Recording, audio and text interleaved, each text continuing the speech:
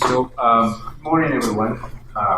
We're happy to see you here today. It's been kind of a busy morning, but we're glad to see a number of colleagues from different campuses. So the presentation of today is about a course that was developed at Hostos to help our students who are taking online learning.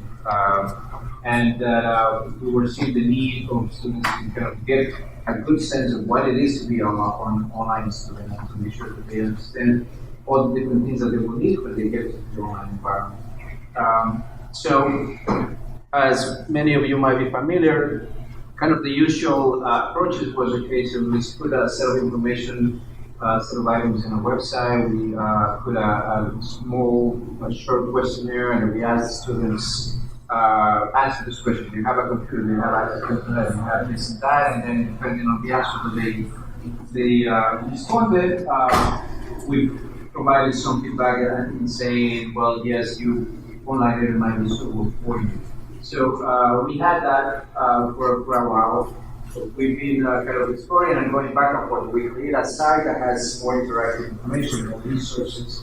Do we have find another application and going back and forth? And since we use Blackboard, it just made sense for us to just use the same tool that students are going to be using for the most part for taking online courses at Costos and CUNY. So that's how the Are You Ready came to be. So we were exploring a different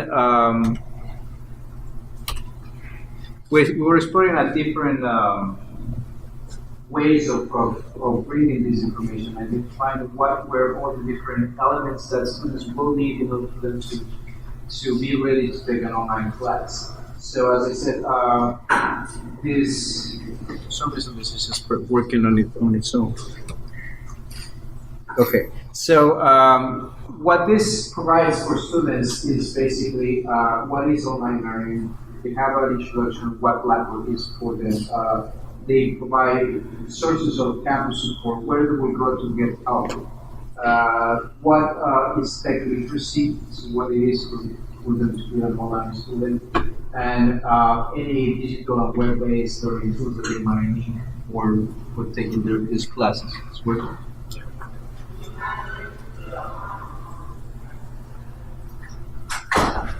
Now.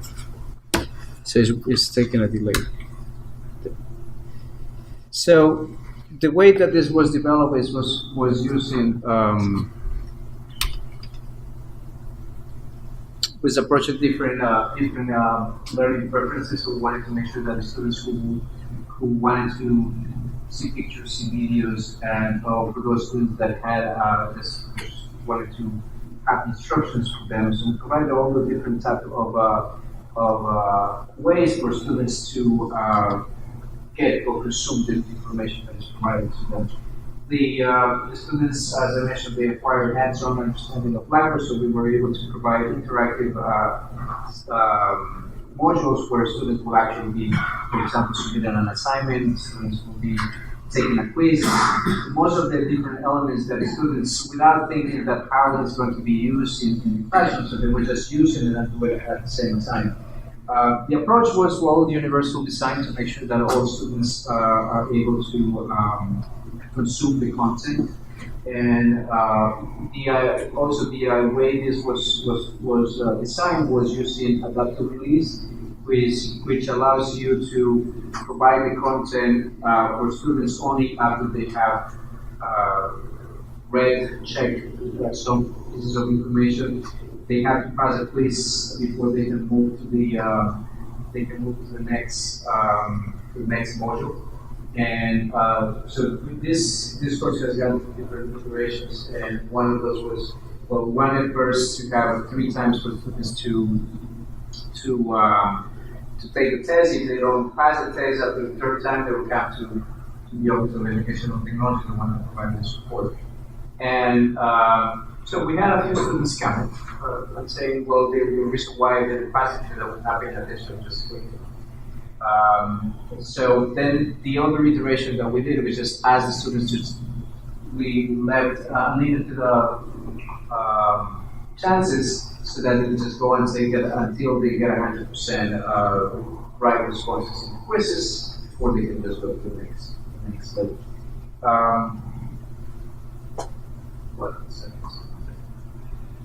So we wanted to make sure that all of this information was there for them at the different. Suppose someone is controlling. You control it. No. So it's controlled by clicking. Okay, so as I mentioned, we saw the need. We wanted to make sure that we provide all the information and tools for the students for them to come informed, because we had also kind of one of those issues that students raised for the classes because they found it attractive that they didn't have to come to campus, but then they did not understand what the commitment was online. And in our case, there's a growing online population. There's also growing institutional demand. We wanted to make sure that also because of the standardization of online programs, we wanted to make sure that also students would come and use this preparation, for them to come and take advantage of those offerings. And as many of you know, there is a lot more emphasis in CUNY now about online learning. Chancellor wants to push online learning for colleges to create new programs and identify how online learning presence for CUNY is going to be expanded. So the influence, we did some research. There is a process. We have a hostels online learning assessment committee. So we did a survey for students, and this survey was based on the student perceptions, and we wanted to make sure what we hear from them, what were the needs that they had, what were they prepared, what questions they had before they came to class, and then most of those elements were the ones that were taken to make sure that then the Are You Ready would reflect for students. We looked at different modules that happen at different colleges around the country, and then we ended up having the result. And also from the experience of developing and offering hybrid and asynchronous courses at our own campus. So that was kind of the beginning of creating the Are You Ready? So then we had each of us, as each of the different campuses have the same problem. We have to make sure that we provide orientation to our students to take online, to be ready to take online courses. So we wanted to make sure that we offer what we had, and also to take advantage of the expertise from the colleagues from the other campus, rather than having CUNY having 24 different instances, different products or different approaches, trying to see how we can collaborate to then identify something that might work and then just continue improving it, continue working to make this product become better and better. So, and taking advantage of the strong collaboration that we had at the 3 cross-student campuses, so we brought this idea to see whether the other campuses wanted to collaborate and use it. And so we had the initial conversation with Bronx Community College, with Women College. We had conversations with Queensborough Community College, and a number of campuses that have shown interest in how this could be connected. John Jay is joining us in also testing and piloting. So we're working to make sure that then this tool will be used across campuses, and then with the potential of many different things. So the idea is to make sure that we standardize how we are preparing our students to come to an online course, to reduce the duplication of efforts. Now we have access, rather than have the access to a number of expertise, we have the access of a gamut of expertise and experiences from colleagues from different campuses. It's a campus neutral application. There's increase of also access to data. And which this is very critical, is how we could identify all the different interactions of students with these two different campuses, not only community colleges but also four-year colleges. How do we take advantage of this information, analyze, do research, cross-campus research? So it's a number of opportunities that are there for us. So we wanted to make sure that we take advantage of all of this. So I'm going to pass to our colleagues from the different campuses, so they want to talk about how it is for them at this point, and then we can continue. So at Bronx Community College, we had an online quiz that we had for 3 or 4 years, and it never really went anywhere. And you could just kind of brute force your way through it, and that was it. The student got their own assessment of what they did and how they did at it, and that was really it. There was nothing more than that. So when Carlos approached us on this, we're trying to think about how we could do it ourselves, and we just thought it was a daunting task. We already done much of the legwork, and we just got to join in. So we started taking something that was wholly post-host, and we broke parts of it off. We took the branding away, but the content is still there. The content is really strong. We worked a little bit more on the content, again, with the universal designs and all the things. Then we started to piece together for ourselves and put our own branding in there and those sorts of things. And the idea was that content would stay the same, but the branding across the campuses would change, so the students would get the same look and feel, which would say the same experience, but different look and feel for each of the campuses. Now we're at a spot where we're going to try to start doing some assessment on this. How well is it doing? And we don't even know really what to ask yet. We want to look this summer. We're going to try to give it to faculty that are teaching online courses and have them adopt it into their classrooms and encourage them to. And then take that data and look at the data, and then once we have that data and look at it, figure out what we want to ask next, and then we're going to do this in the fall. Then in the fall, we're going to be trying to walk through all the classes that are going on right now. We're not going to walk through the entire campus yet. And then we're going to have a survey that's built into Blackboard. We're going to try and come up with some data from the students on how well it's working. And then for the spring, that's when we're going to try and roll it out to the entire campus. Rolling out to the entire campus is important too, so that we can see, we can touch those students that are thinking about taking the course. So at least they can think about and see if they are ready to take a course.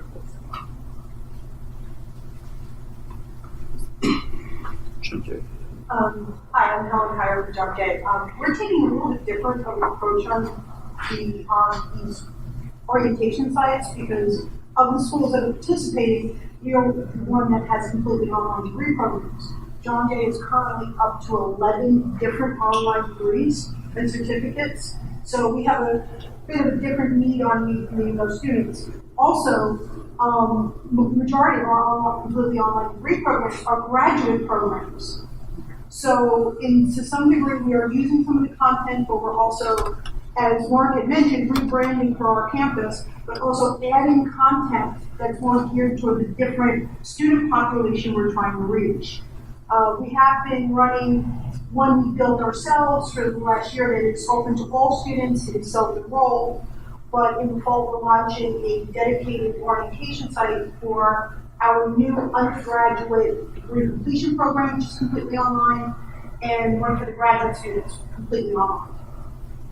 So we use some of the content, but not all of it, but we've also added in some content that isn't there. But the approach is the same, and we're hoping to do the same outcome assessment in terms of survey at the end, trying to maybe build in some methods or enticements for faculty to encourage their students to do this and to participate, such as extra credit in the course. So that's going to be our big push in the fall, is trying to increase adoption across the board in all classes. Steve? Yeah, so hi everybody. Thanks for coming. Steve Tesselman from Lincoln College. We're about ready to adopt this for the summer for our students we're going to start with a small cadre of students, about between 35 and 50 students. We're going to start the focus group, if you will, very similar to what John Jay, what they're doing here at Bronx Community College. We have, presently we have one fully online degree program, which is the online RN to BS program. So it's where students who are already nurses, they can finish their bachelor's degree online. And then coming up shortly, we have masters in business and also masters in health ed and promotion should be coming online fairly soon. So we're not going to force anybody to do this, but I have suggested that maybe we make this kind of a mandatory, like a one credit course where they do it and they get it done with. But the provost office seemed to think that that might be forcing the issue a little bit. So what we're going to do is we're going to start with a small group of students, and then we're going to pick it up from there and see work out the bugs and tweak it a little bit, which we've pretty much already done. We've done what John Day has done. We've branded it. We've made it our own with the content, and the experience is still going to be the same. So we're pretty much all looking forward to this. So thank you, Steve. So as we know, this is very short. So it's a Blackboard course. It doesn't have. I mean, it has this similar. I got two over up to one. Similar look and feel as any Blackboard course. As you can see, these are just prompts of what students will receive depending on the scores that they get from taking the quizzes. Each section will have the set of instructions. They have a video. We use the creation of these videos. Welcome to Are You Ready? A course designed to help both measure and prepare you for online learning. In this first section, you will take a quick self-assessment that will give you recommendations as to how to proceed with taking an online class. Students taking online courses are expected to establish and maintain high levels of involvement and interaction throughout the semester. Some find online learning to be a positive, rewarding experience. Others experience frustration and difficulty succeeding in this type of class. Possessing certain qualities will increase your chance for success with and enhance your enjoyment of online classes. A course designed to help both. So you have an idea of how it is. Just in interest of time, I'm just gonna go quickly. So we've done three iterations of ad hostess of this tool. And as you can see, we had the first version that we tried it. We had about 100 students have completed it. The second time we had over 300, and the third time about 200 students. So in our case, we have about 100 courses that are between hybrid and asynchronous. So the population of students that we have, and also since students are not required to take this course every semester, just take it once, and they can take a certificate and present it to their instructors as a proof that they have taken the course. So many of those students that have taken in the second time, they didn't need to take it again, and so that's why we are seeing kind of that. And remember, we talk about the potential of data, right? So this is some results that we got from Blackboard about how students are reacting to the different modules. Each module has a different quizzes, and we can see where students are spending more time or having more issues in taking the courses. So for us, it's easy to get the data and then react to it, and then identify how we can make changes to it. For the most part, you see the number one element that students like the most is the fact that they have videos in those different modules. So we see a huge percentage of the students agreeing that that was kind of the number one factor that they liked. The same thing about information. So whether they felt that they got information for them to be proficient in online course, it gave them a good sense. So there was a comment about how do we make it? We make it extra credit. We make it mandatory. It all depends on the different campuses, depending on the different approaches, policies that are in place, whether you have to then bring it to Senate, you have to have conversations at the different levels to be able to understand. And the ideal will be that all of this is mandatory for all students that want to take an online course will be taking this before they can even register for it. But every campus has different approaches, different policies. But as we are collaborating, more campuses are collaborating, and then we're going to be doing research on this. There is more leverage in having evidence on whether it would be a good idea for us to then consider having mandatory, for example, or identifying other ways. And so next steps, we're going to do assessment on each campus.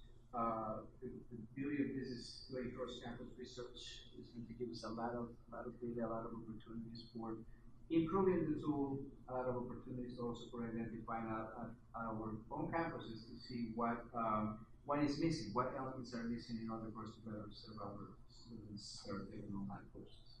And of course, the benefit of this continue improving the tool as well.